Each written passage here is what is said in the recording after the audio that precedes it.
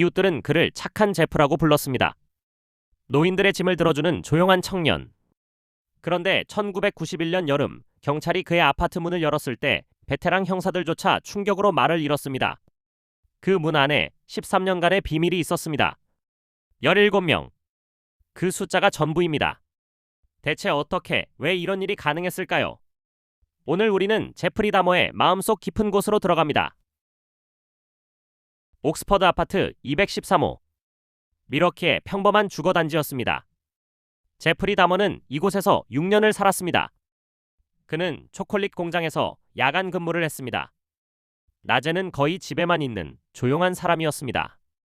이웃 주민은 이렇게 말했습니다. 그는 항상 조용하고 예의 바른 청년이었어요. 저는 전혀 몰랐습니다. 이것이 범죄 심리학에서 가장 소름 돋는 패턴 중 하나입니다. 우리는 흔히 위험한 사람을 알아볼 수 있다고 생각합니다. 하지만 가장 위험한 사람이 가장 평범해 보이는 사람일 수 있습니다. 1960년 오하이오주 베스타운십. 제프리 다머가 태어났습니다. 아버지 라이오넬은 화학자였습니다. 어린 제프리는 아버지의 실험실을 구경하며 자랐습니다. 그런데 이 시기에 이미 이상한 신호가 있었습니다. 어린 제프리는 동네 도로변에서 죽은 동물을 주워 집으로 가져오기 시작했습니다. 뼈를 해체하고 보관하고 관찰했습니다. 대부분의 아이들은 이런 행동에 혐오감을 느낍니다. 하지만 제프리에게 이것은 일상이 되었습니다.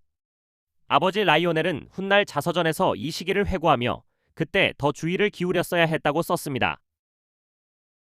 어린 제프리의 집은 전쟁터였습니다. 어머니 조이스는 심각한 불안장애와 우울증으로 고통받았습니다. 수시로 입원과 퇴원을 반복했습니다. 아버지 라이오넬은 연구에 몰두하며 집을 자주 비웠습니다. 두 사람은 끊임없이 다퉜습니다. 그 고함 소리 속에서 어린 제프리는 홀로 앉아 있었습니다. 범죄 심리학자들은 이 시기를 매우 중요하게 봅니다. 안정적인 애착 관계가 형성되지 못한 아이는 감정 조절 능력이 제대로 발달하지 못합니다.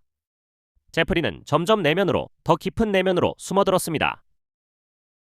범죄 심리학자들은 제프리의 어린 시절에서 세 가지 핵심 경고 신호를 발견했습니다. 첫 번째는 감정 표현의 결여입니다.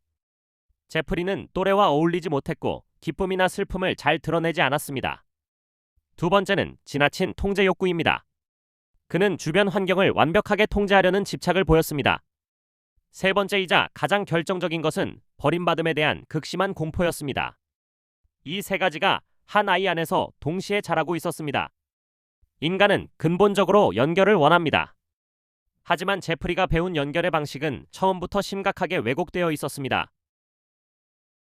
1978년 6월, 제프리는 18살이었습니다. 그의 부모가 이혼했습니다. 어머니는 남동생을 데리고 집을 떠났습니다. 아버지는 재혼 상대를 만나러 집을 비웠습니다. 제프리는 처음으로 완전히 혼자가 되었습니다. 그 텅 빈 집안에서 그는 히치하이커 한 명을 만났습니다. 스티븐 힉스, 18세. 둘은 함께 맥주를 마셨습니다. 그런데 힉스가 자리를 뜨려 하자 다머 안에 무언가가 작동했습니다. 나중에 그는 담담하게 설명했습니다. 그가 떠나기를 원하지 않았다고. 단 그것뿐이었습니다. 그 단순한 욕망 하나가 첫 번째 범행으로 이어졌습니다. 1991년 체포된 후 제프리 다머는 수사관들과 수십 시간의 면담을 진행했습니다. 그는 놀랍도록 솔직했습니다. 담담하게, 차분하게, 거의 학술적인 어조로 자신의 심리를 설명했습니다. 그는 이렇게 말했습니다. 나는 그저 사람들이 떠나지 않기를 바랐을 뿐입니다. 이 말 한마디가 범죄 심리학자들을 깊은 사유에 빠뜨렸습니다. 그것은 분노도, 증오도, 쾌감도 아니었습니다. 그것은 극단적으로 왜곡된 형태의 연결에 대한 갈망이었습니다. 인간의 가장 기본적인 욕구가 가장 파괴적인 방향으로 표출된 것입니다. FBI의 범죄행동과학부는 다머 사건을 집중적으로 연구했습니다.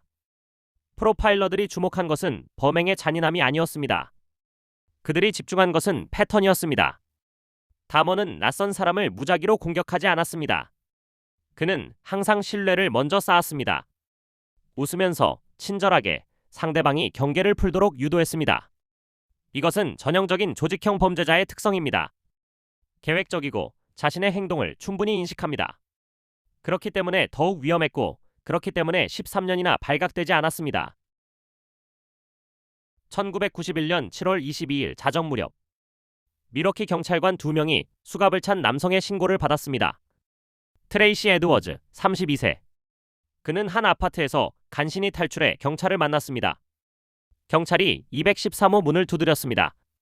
제프리 다머가 문을 열었습니다. 차분하게, 평온하게. 경찰관은 나중에 이렇게 말했습니다.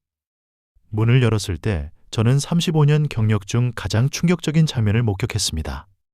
그 순간 13년간의 비밀이 끝났습니다. 다머는 저항하지 않았습니다.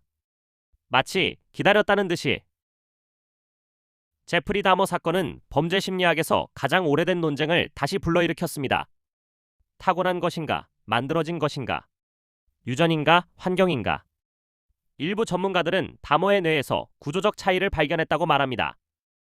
감정을 처리하는 편도체의 기능이 일반인과 달랐다는 것입니다. 반면 다른 전문가들은 그의 성장 환경에 주목합니다. 불안정한 애착, 정서적 방임, 반복적인 상실 경험. 현재 학계의 주류 견해는 이 둘 중 하나가 아닌 둘의 복잡한 상호작용이라는 것입니다. 결국 그의 이야기는 어느 한 원인으로 설명되지 않습니다. 제프리 다머는 1994년 교도소에서 사망했습니다. 하지만 그의 사건이 범죄 심리학에 남긴 유산은 지금도 살아있습니다. 그는 FBI의 연쇄범죄자 연구에 중요한 사례가 되었습니다.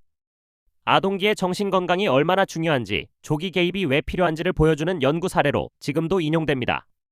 우리는 오늘 한 인간의 어두운 내면을 들여다봤습니다. 그리고 이런 질문이 남습니다. 과연 악은 타고나는 것일까요? 아니면 만들어지는 것일까요? 이 영상이 생각할 거리가 되었다면 좋아요와 구독으로 응원해주세요.